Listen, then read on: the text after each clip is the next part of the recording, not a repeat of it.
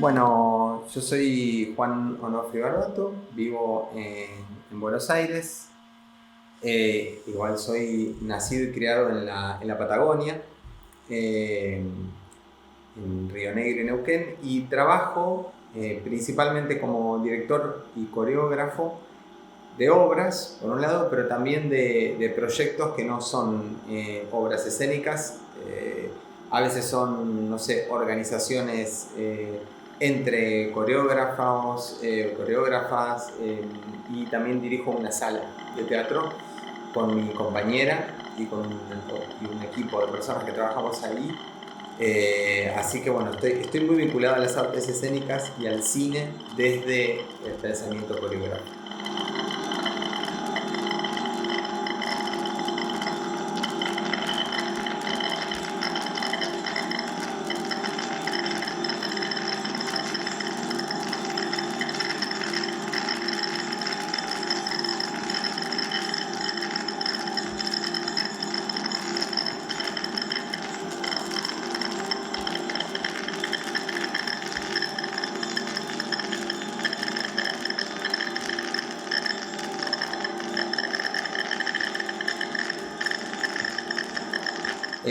Para mí es como de las obras que tengo más claras, por suerte, porque las otras más difícil, más claras como cómo fue el devenir, ¿no? Esto fue creado íntegramente por el grupo Kilómetro 29, que actualmente no existe más como grupo, que veníamos de una experiencia anterior que se llamaba Los Posibles. Y les tengo que explicar algunas cositas como para darle marco a esto. Los Posibles surge como un taller que estaba dando yo en Casa Joven La Salle, en González Catán, que es como el conurbano, en la periferia, entre comillas, de la capital federal, la provincia de Buenos Aires. Y de ese taller propongo hacer una obra y empiezo a armar un equipo de personas que tenían bastante experiencia en la creación escénica, y bueno, y ahí empezamos a crear Los Posibles. Los Posibles también se hizo película, se estrenó en un teatro muy grande y fue creada básicamente en conjunto con jóvenes que participaban en este centro de día, que es un espacio que albergaba adolescencias de entre 15 y 19 años que pasaban el día ahí en situaciones muy complejas, digamos, en el ámbito del institucional, y eran alojadas en ese horario diurno, y yo daba talleres ahí. Creció, se hizo obra, y después de esa obra que abrió muchas oportunidades, abrió muchas relaciones, subjetividades, cierto revuelo en nuestro micromedio de la danza de Buenos Aires. Como grupo, éramos unas 12 personas, nos dimos cuenta que estábamos para empezar una creación nueva que no estuviera tan ligada a las urgencias de esta primera creación. Esta primera creación fue hecha realmente con urgencias muy básicas, desde lo alimenticio de los pibes que estaban trabajando con nosotros, desde cuestiones de producciones muy básicas. Eso empezaba a ordenarse, y también cuestiones de lenguaje. Yo había estado como planteando una coreografía en función de lo que esos cuerpos tenían muy próximo, muy urgente para comunicar, que era muchísimo por otro lado.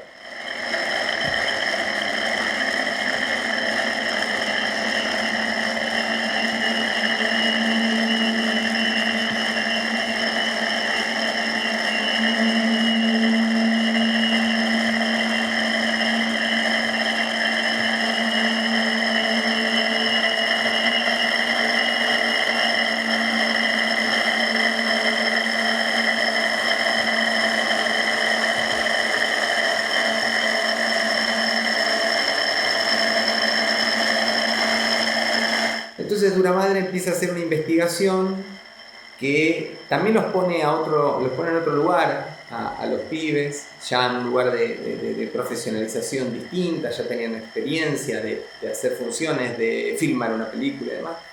Empezamos a hacer una investigación sobre algo que yo venía aprendiendo con Andrea Manso Hoffman, que es una terapeuta, investigadora y entrenadora bastante importante aquí, vinculado a los tejidos blandos del cuerpo, sobre todo a las fascias. En aquel momento estábamos con una investigación muy concreta de qué eran las fascias, qué eran, cómo se sentían, dónde estaban, cómo funcionaban y cómo desde esa investigación miofacial de la musculatura y las fascias podíamos empezar a hacer investigaciones coreográficas. Dentro de estos tejidos hay uno de ellos que se llama la dura madre, que recubre el cráneo, baja por la columna y desciende hasta las lumbares, se extiende este tejido, que es muy importante, que se inflama, que produce complicaciones muy grandes cuando no está sano. Pero bueno, a mí me interesaba como la obra no habla de este tejido, pero sí me interesaba como poder pensar el cuerpo en capas, ¿no? Poder pensar estas capas y cómo estas capas están interrelacionadas e ininterrumpidamente conectadas.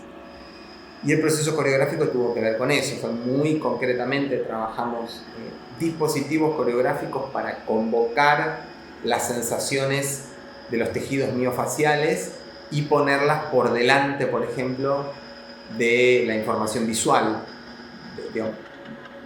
sacar un poco de protagonismo a la información visual.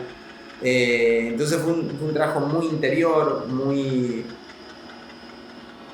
interior barra interno, de mucha investigación de cosas muy, muy pequeñas.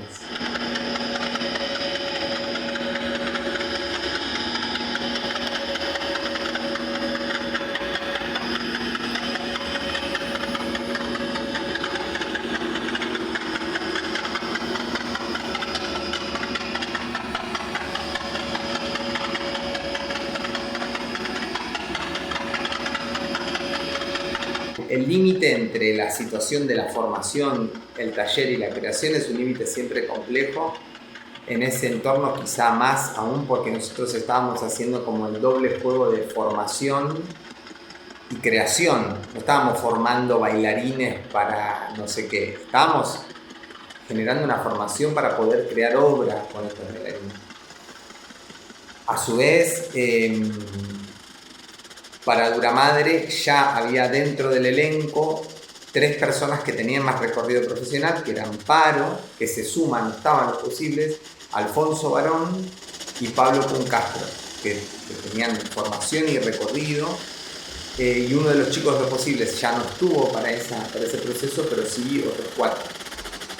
Entonces, creo que había una ecualización como compleja. Yo creo que la experiencia era de una potencia tan alta que no había mucho la situación de, bueno, yo te enseño, vos aprendés, ¿no?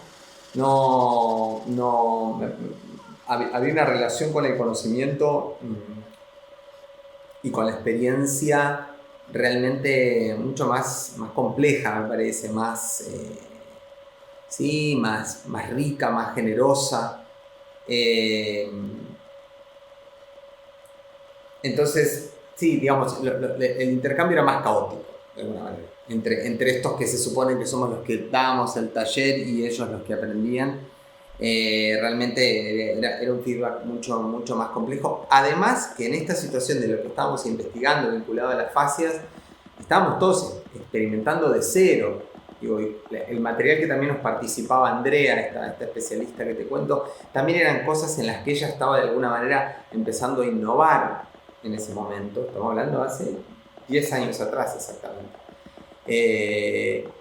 Hoy Andrea está en otro punto ya de su carrera, de su formación y de su experiencia. En aquel momento estábamos, pensar la danza desde ese lugar, por lo menos para nosotros era muy novedoso, de mucha intriga, ¿no? ¿Qué hay en ese lugar? Así que creo que eso nos nivelaba, ¿no? La intriga, la duda, la experiencia de lo desconocido era algo que hacía que estuviéramos todos como, bueno, enganchados en esa.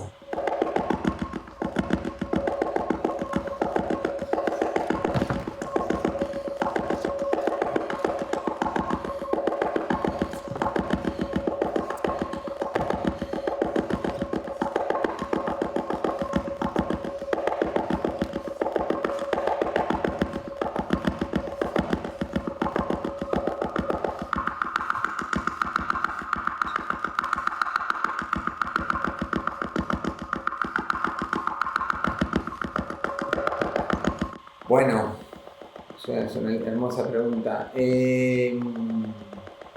Inventando nombres todo el tiempo inventando, renombrando cosas y trayéndolas al lenguaje de alguna manera para poder agarrar cosas. Como que en el momento hay que agarrar ciertas cosas, hay que poder sujetarlas para producir estructura. Por un lado eso, ¿no? Inventando palabras o poniéndole palabras de una cosa a la otra para poder decir, che, esto lo nombramos así para más o menos consensuar que estamos haciendo aquello. Después niveles de muchísima locura, o sea, de desmesura y locura total.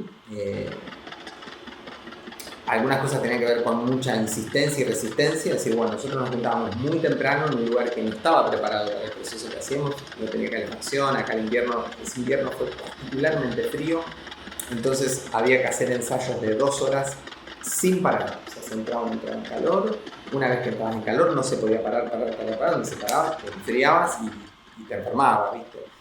Entonces también había que lograr como una velocidad y una intensidad en el ensayo y no había que dejar que eso cayera, que no cayera la tensión, había una especie de empuje muy fuerte y a su vez había que lograr sutileza también, porque si no era una especie de locura.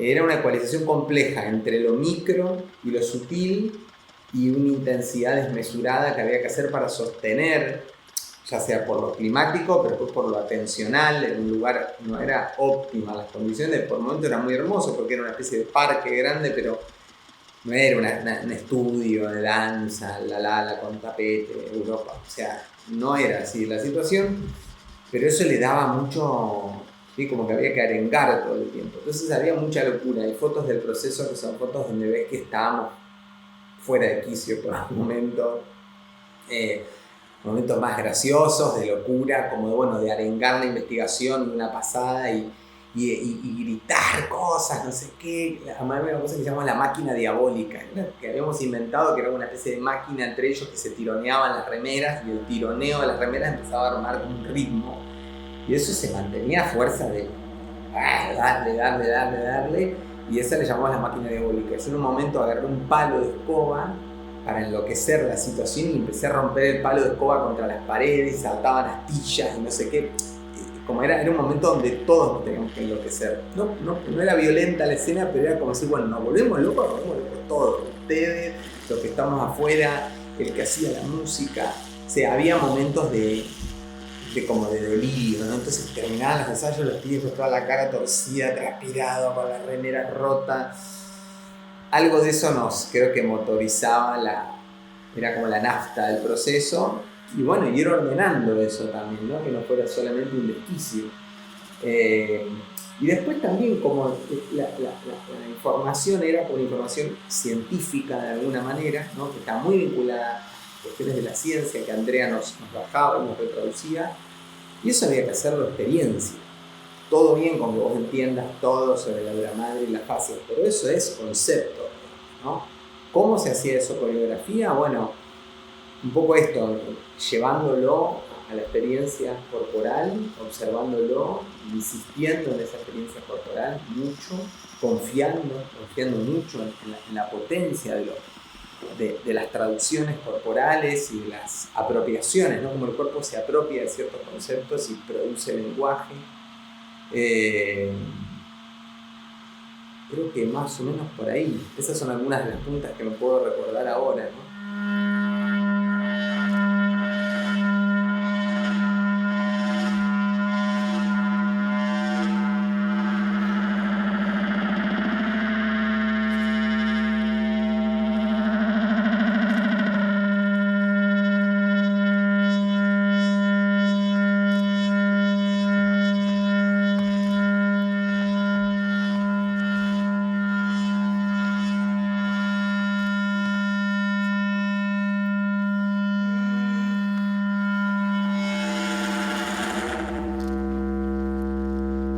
La presencia del músico,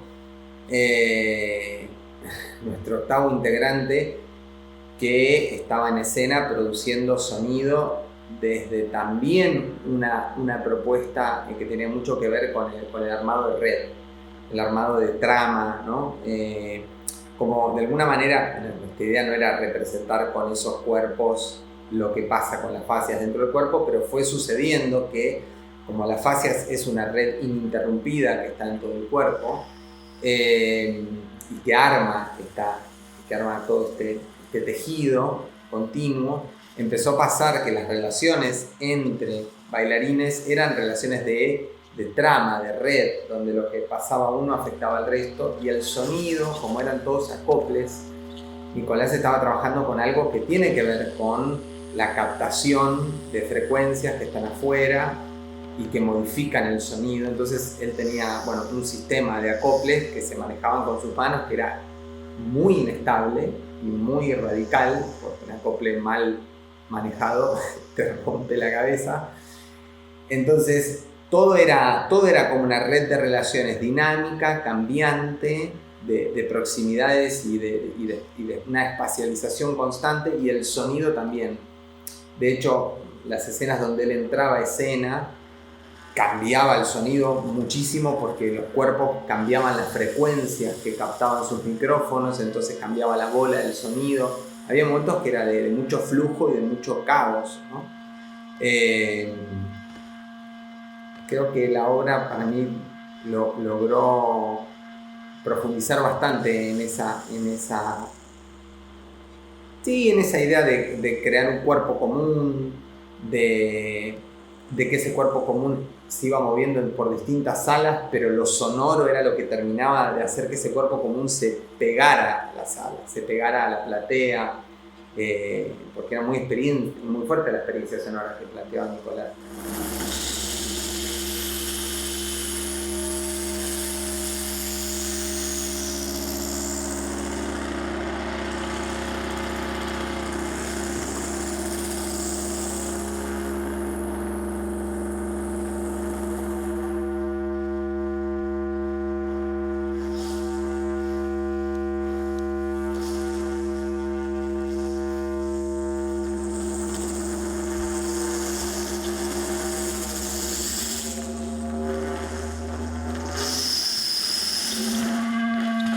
Bueno, eran recepciones muy diversas. Yo creo que la obra manejaba un input muy fuerte, para afuera, fuerte de intensidad, no fuerte de eso, de la intensidad de la obra era punzante, digamos, desde lo sonoro y desde el despliegue coreográfico y lo que pasaba en esos cuerpos, que era un trabajo de insistencia y resistencia, donde vos veías cuerpos como medio yendo al límite todo el tiempo, durante un tiempo prolongado.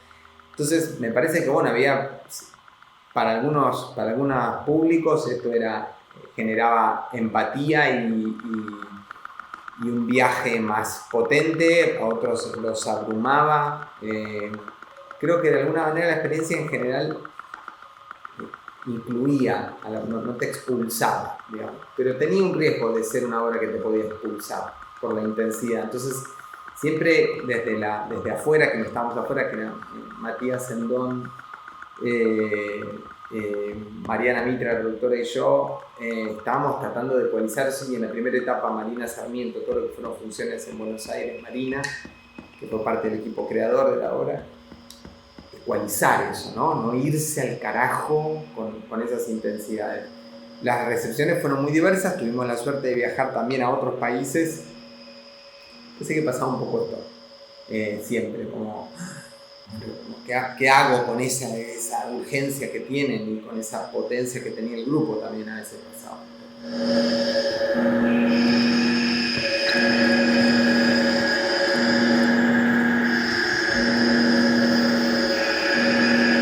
Yo no hubo una sola vez que no fuera al festival de Salbordi y no quedara siempre muy conmovido y por esa ciudad. Digo, a mí me pasa algo muy particular como patagónico también, la fuerza que tiene Valparaíso. Todos los viajes han sido para mí muy importantes y fue una alegría, fue como muy festiva esa función para nosotros. Estábamos cerrando un ciclo, veníamos de funciones en una mini gira en Brasil que había sido muy loca, en el nordeste brasilero, que es muy loco.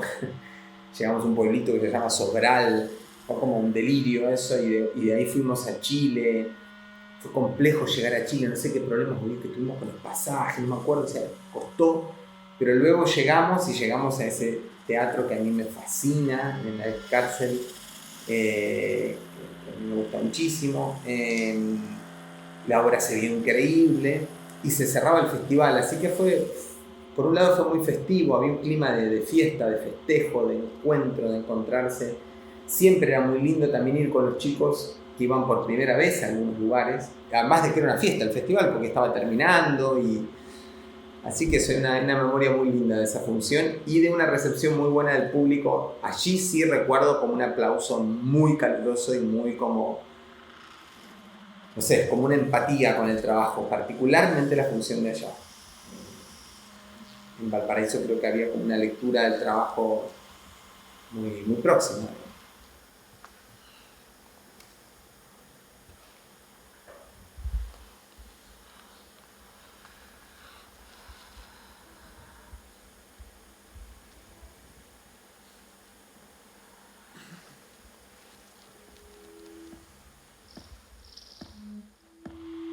Bueno, yo tengo que responderte ahora desde dos lugares. Desde el lugar de director de una sala que habíamos abierto hace un año.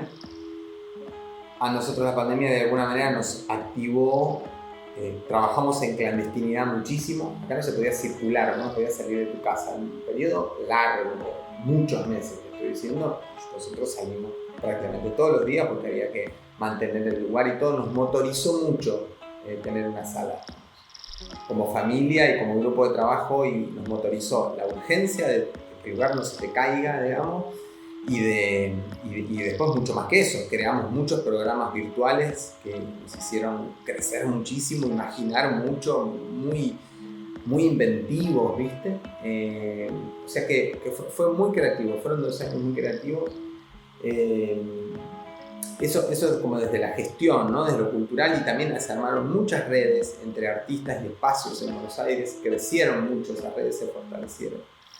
Después como artista sí quedé más como, no sé qué hacer. Bueno, y estoy en ese estado, ahora mismo estoy como, bueno, listo.